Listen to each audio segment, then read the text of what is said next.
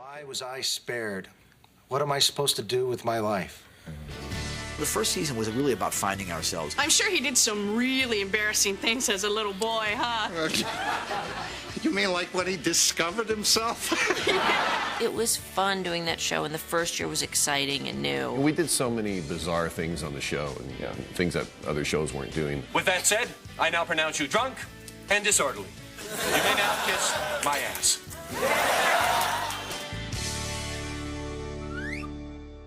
I saw Drew Carey. I was on vacation, traveling cross country with my wife, and I saw the TV and I said, that guy's really funny. He's going to be like a big star. And then Drew and I met. We started working together. He was really funny. He was by far the funniest thing on the show.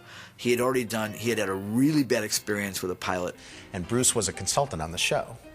And that's how I met Bruce. After the show was going so bad, a couple other people that I was friends with, and they were like, you should do the Drew Carey Show. And I talked to my agents about it, and I started calling and meeting with people that I knew were showrunners, including Bruce. We said, what would Drew have done had he not become a stand-up comic? And Drew, we talked about it, he said, this is the kind of job he probably would have gotten. Some mid-level management job, because Drew was a very organized kind of guy. People were already starting to work pretty much in cubicles, and that was the relatable job for most Americans, and more so today. But no one had really done a show dealing with that life, because most producers and networks and studios felt, oh, it's too confined, it's claustrophobic, you're in a cubicle. And I said, no, cubicle we'll design a set where the cubicle is the centerpiece, but it'll have plenty of access, movement, life, and we did. The phrase we came up with was, he's a guy who at the end of the day gets about this much victory under this huge pile of garbage that is his life. I look at the wall of my cubicle and I say, why not? Friends was a big hit right there, and they didn't want us to be our own show. They wanted us to have. They didn't think the cast was good-looking enough, because Krista Miller was the only good-looking one in the cast, really classically good-looking. She was pretty new too, so maybe that's why. But then, so if they wanted to get rid of Krista, they wanted to get rid of Dietrich or Ryan. They didn't care who. They kept on saying, we don't care which one you get rid of, just pick one, because that's one too many guy friends. And our show, Drew came and said, I want a show that's about regular people. Hey, come on, man. The Browns game is almost done. Yeah, I never made my mom's beer chili before, and I want to make sure I get this right. Now, it's time for the secret ingredient. Turn your heads. The first thing was that Drew said he wanted to set it in Cleveland, because that was his hometown, a place that wasn't getting a lot of attention. All the wonderful things that Drew had done for Cleveland come from incredible love from way before. I really do love the city. I'm from Chicago, and Chicago's very similar to Cleveland. So really, I felt no need to go to Cleveland and see it. I thought, I know Chicago, I know Cleveland pretty well. He goes, no, it's different, you gotta see it. I don't fly. So Drew's like, that's all right, we'll drive. We had to drive cross-country in the snow to get to Cleveland and drive back. Drew and I didn't know each other all that well at that point in time. We just worked together and had fun, but not really hung out together. So this was like a married couple. I mean, literally in the mornings, we'd come down, we'd stop at Bob Evans, we'd stop at Cracker Barrel on the way there. Yeah. Drew had his newspaper, I'm eating. Yeah, and we take turns driving. Yeah. You know, now that we're going to be brewing beer at home, you won't have to spend all your time here. I don't spend so much time here. Here, Drew? Yeah, thanks. Yeah, you hungry for, how about, and one for your... No. We started driving around Cleveland, and we start going to bars. We have to find what the Warsaw bar is going to look like. So we go to a place that has a piano behind the bar on a table. Yeah, with a and there's a TV on top of it. So we go in and we ask, why is the piano on top of the thing with the TV? He goes, well, you can't get the TV up high enough. Otherwise, so the piano was there simply to hold the TV up high enough for all the guys to see. The beautiful thing about sitting in this bar here in Cleveland is that not one of these women has a chance in hell of meeting Brad Pitt. So, here's to us. They're cold little splash of reality. In the pilot story that we pitched, we had to have Drew get in trouble with for one of his interviews with an employee, because he was also doing the hiring, and we wanted to have a woman that was really nasty. Mimi Bobeck. I'm here for the interview. Nice to meet you, Mimi. What department are you applying for? Cosmetics. And we had to make sure there was something that he wouldn't look like a butthead for being rough on her.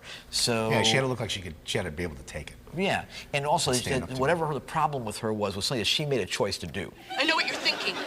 You have to be one of those classically good-looking women to sell cosmetics. Oh, no, not necessarily. Your looks are just fine. Did I say they weren't? was hoping somebody had.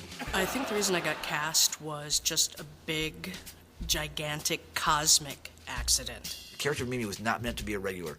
Originally, that was going to be a character role just to highlight what Drew was going through, how tough this job was. Mimi's introduction is a really good scene, and I think that's really why we were picked up as a show. 2 years in phone sales, darkroom assistant, reader for the blind. I'm also single, if that helps. Not me. But she was so funny, and the relationship was such a great adversarial, because everybody's got that office nemesis, that person they just can't stand, that bully that they have to deal with, and that's what Mimi was. What brings you here, Mimi? Oh, I guess it's your cloven hooves. The pilot was considered a dead project.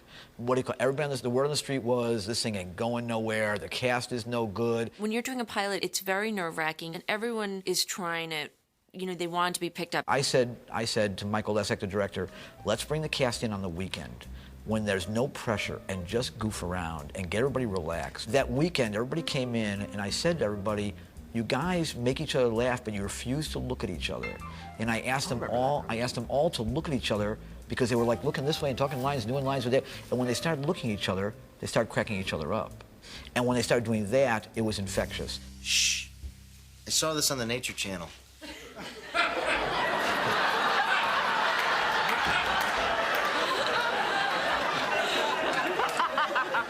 I mean, when we would do the show, or when we would do a scene the third time and change a lot of stuff around and actually have fun doing the scene and laugh, it just looked like we were really good actors. Yeah.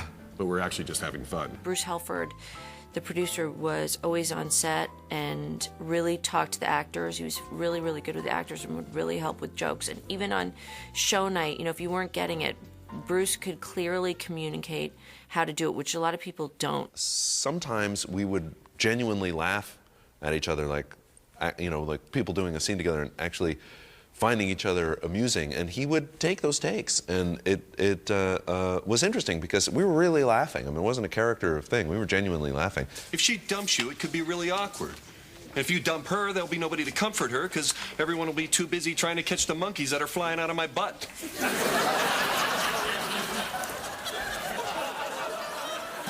Here's another great thing from the pilot episode, from the first episode. Bruce likes to do multiple pilots to cover all his bets. That's right. That's how optimistic he is. He won't just bet the red. He has to bet red and black and hope the zero doesn't come in. Yeah. In the meantime, I'm like a crazy man. I'm running back and forth to be everywhere I need to be because I made a dedication and a commitment to Drew. And I remember being put off a lot of times going, wow, this guy's doing another show. He doesn't care what happens to me. I was actually working or sleeping because I wasn't getting any sleep or anything else, trying to go back and forth. They screwed him by putting them both on it. And they put them against each other. And one had to beat the other. And Drew, of course, kicked the other show's butt. Well, I mean, you know. Yeah, you did it on purpose.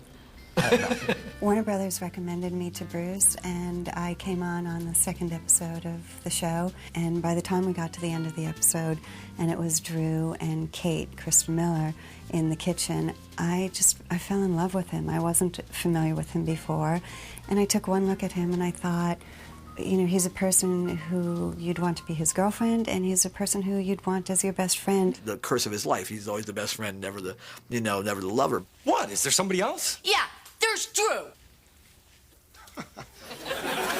Drew, the character, was the ultimate optimist. No matter what happened to him, I'll get him next time. Yeah, baby! Woo! Woo! All right! Head of personnel! Oh, yeah! I've waited so long!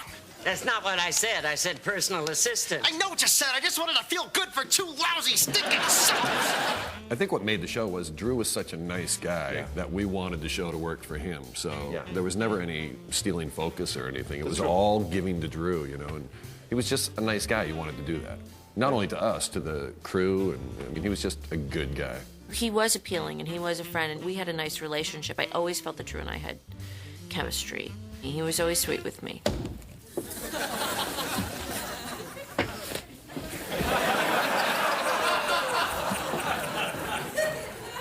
You know, if you think I didn't like that, you're wrong. I don't think our characters are really that much different than how we are. No. Wow. You almost sound like you're singing when you talk. You should hear me sing.